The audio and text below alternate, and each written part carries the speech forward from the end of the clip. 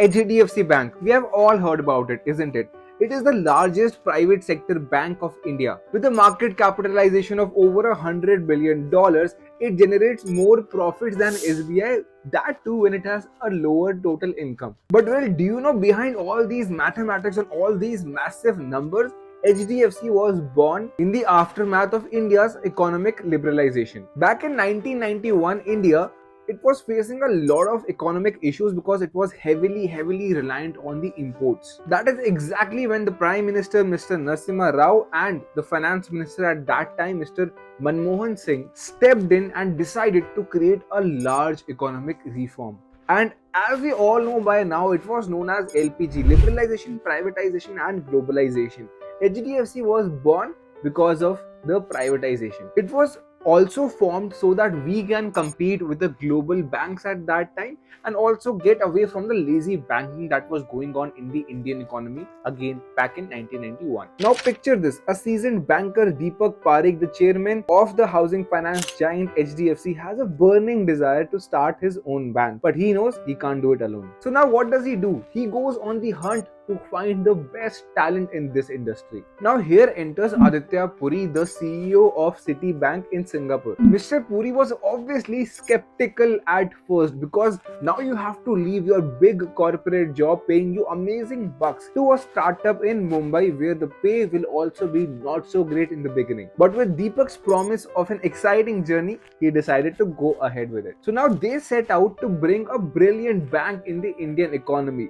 But the main issue was still finding the best team who could do that and not just rely on the lazy banking that was going on. And this dream was also the foundation of HDFC. With RBI's blessing, 100 CR capital and backed by the Housing Development Finance Corporation, HDFC Bank started its journey in Mumbai in 1994. But the question is, what was the first move that they made when they entered the market? The plan was twofold. You see, in the beginning of 1990s, number one, foreign banks offered a wide range of services which include a good banking experience as well, which was not the forte of the Indian banks. But wait, on the other hand, the Indian banks, the PSUs as well, they had a huge chunk of capital along with a great distribution. Now Puri's plan was to mix both of these, offer great services but to a larger distribution. So they started lending out to the small companies who were also profitable at that time. To stand out, HDFC designed specific products and services catering to these companies.